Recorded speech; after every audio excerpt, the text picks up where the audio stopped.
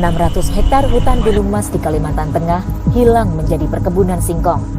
Areal ini adalah pembukaan hutan untuk 33.750 hektar food estate atau lumbung pangan sebagai bagian dari proyek strategis Presiden Joko Widodo hingga 2024. Gimana? Udah lihat kan dari cuplikan video sebelumnya? Nah, video apa sih itu? Nah, jadi video itu tentang proyek yang sedang dijalankan oleh pemerintahan kita saat ini, yaitu bernama proyek Food Estate. Nah, apa sih Food Estate itu? Food Estate adalah suatu proyek atau lumbung pangan yang saat ini sedang digarap oleh pemerintahan kita. Nah, rencananya pengembangan Food Estate ini yaitu bertujuan untuk pengembangan pertanian, perkebunan, dan peternakan yang terintegrasi di suatu kawasan. Nah, program ini itu rencananya dilaksanakan di beberapa provinsi di Indonesia. Nah, yang saat ini menjadi fokus pemerintah itu adanya di Kalimantan Tengah.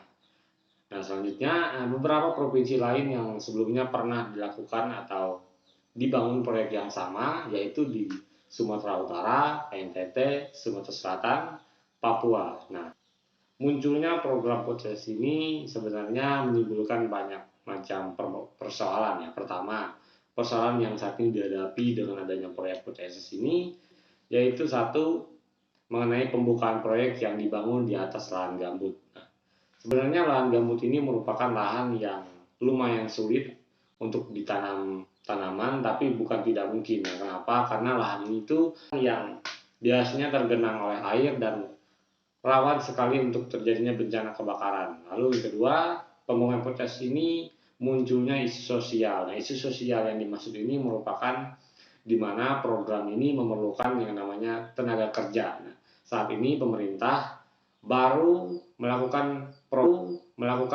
program ini, isunya keterlibatan masyarakat lokal itu masih belum terrealisasi, di mana berdasarkan paparan dari menurut Direktur Yayasan Petak Danum, yaitu Bapak Mulyadi, keterlibatan petani dan masyarakat lokal dalam program proses ini baru di tahap sosialisasi, yang artinya saat ini masih belum sepenuhnya tenaga kerja untuk proyek ini berasal dari petani lokal, yang artinya masih dibawa dari SDM luar dari Kalimantan Tengah itu sendiri.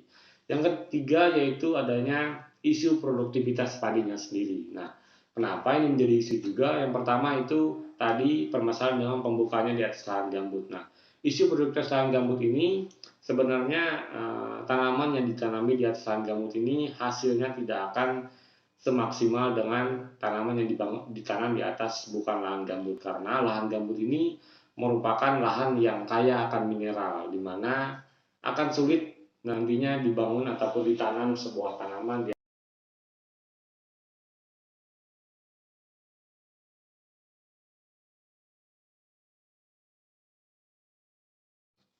Nah, jadi dulu tepatnya sebenarnya proyek semacam ini pernah dilakukan oleh presiden kita sebelumnya, tepatnya oleh Bapak Presiden kita Pak Harto, yaitu pada tanggal 5 Juni 1994. Nah, di sini Pak Harto memanggil 7 menteri kabinet bangunannya, di mana Pak Harto meminta anak buahnya tersebut untuk membangun proyek lahan gambut di Kalimantan Tengah, yang akhirnya digugat oleh Pak Harto menjadi proyek lahan pangan atau yang populer disebut sebagai lahan sejuta hektar atau PLG. Nah, kemudian perlu kita ketahui nih, sebenarnya lahan gambut adalah lahan basah yang kaya akan mineral, material organik, yang ibaratnya gini, di lahan yang sempurna sebagai fungsi banyak, mulai dari jagain iklim, kemudian sampai dengan rumah nyaman bagi berbagai macam ekosistem. Nah, tapi lahan itu tidak segampang itu untuk ditanami berbagai jenis tanaman. Nah, kerap dianggap sebagai lahan tidur yang tak berguna. Kenapa? Karena alasannya mengenai kesuburan yang rendah, pH tanahnya yang sangat asam, kemudian kondisinya yang selalu tergenang, dan bukan tidak mungkin sebenarnya untuk bercocok tanam, tapi sangat sulit karena lahannya hampir selalu tergenang oleh air. Nah, tapi walaupun melihat bagaimana dampak dari pembangunan gambut itu, Pak Harto akhirnya tetap melaksanakan proyek tersebut, yang dimana proyek ini dilakukan di atas lahan gambut yang mulai dikerjakan di Provinsi Kalimantan Tengah dengan estimasi awalnya sebesar 1,45 juta hektar, namun hasilnya gagal karena proyek ini cuma bisa terlaksana sekitar 110.000 hektar saja dari estimasi yang awalnya 1,5 mungkin kurang dari 10% yang bisa terrealisasikan. Nah, dampak dari proyek ini juga menimbulkan banyak bencana berkelanjutan yang mewariskan gambut yang mengalami kebakaran dan menjadi sumber bencana asap mulai dari periode tahun 1997 sampai dengan 1998 dan juga di tahun 2015 dan baru-baru ini yaitu pada tahun 2019. Nah, kemudian ada juga nih proyek PTSS yang dilakukan sama presiden selanjutnya yaitu Bapak SBY. Nah, proyek yang dilakukan oleh Pak SBY ini tepatnya di Papua dan hasilnya juga gagal. Nggak cuma satu proyek, Pak SBY juga pernah membangun proyek yang sama, yaitu tepatnya di Ketapang, Kalimantan Barat. Nah, hasilnya juga gagal. Nah, pemerintah sekarang sebenarnya membangun sebuah proyek yang di lahannya sama persis yang pernah dilakukan oleh beberapa presiden kita sebelumnya. Nah, pemerintah kita sekarang ini sebenarnya bisa dibilang semacam nggak belajar dari sejarah, di mana untuk pembangunan proyek SS ini dan sebenarnya proyek SS yang pernah dilakukan di lahan yang sama itu sudah dipastikan gagal, namun tetap dicoba untuk membangun kembali. Oke, selanjutnya kita masuk ke era di mana akibat dari pandemi. Nah, FAO sekarang ini mewanti-wanti soal rantai pasok global pangan. Nah, dampak dari pandemi ini yang akan terganggu karena pembatasan mobilitas dalam negeri dan antar negara. Nah, masa pandemi ini bukan hanya karena kesetiaan pangan saja sebenarnya. Nah, merespon dari peringatan oleh FAO itu tentang mengenai peringatan krisis pangan global, pemerintah kita langsung tancap gas ke program food estate. Nah, pemerintah kita langsung mencari berbagai tempat ataupun lokasi yang akan dilaksanakan sebagai pelaksanaan proyek food estate ini dan beberapa daerah yang saat ini difokuskan oleh pemerintah yaitu salah satunya di Kalimantan Tengah yang dimana ini merupakan lahan bekas dari pembangunan pangan yang pernah dilakukan oleh presiden kita sebelumnya yaitu Pak Harto yang terkenal dengan sebutan lahan 1 juta hektar.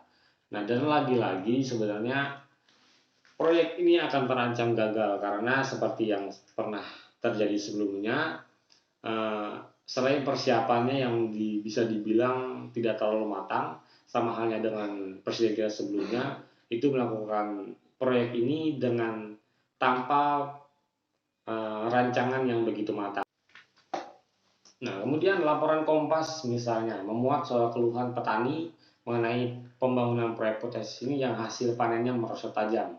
Masalahnya instruksi percepatan masa tanam yang tidak sesuai musim dan bibit padi yang tidak sesuai lahan. Kemudian lahan proyek potensi ini juga berpotensi besar tumpang tindih dengan kawasan hutan lindung dan konservasi, kawasan ekosistem gambut dan wilayah ekstra izin lainnya. Kemudian yang ketiga, sebenarnya udah banyak penelitian yang dilakukan oleh pengamat yang ragu dengan adanya proyek ini, di mana belajar dari sejarah sebelumnya mereka menilai terkait dengan lahan yang tidak cocok, ini akan mengakibatkan kegagalan juga yang sama persis seperti yang sudah dilakukan sebelumnya.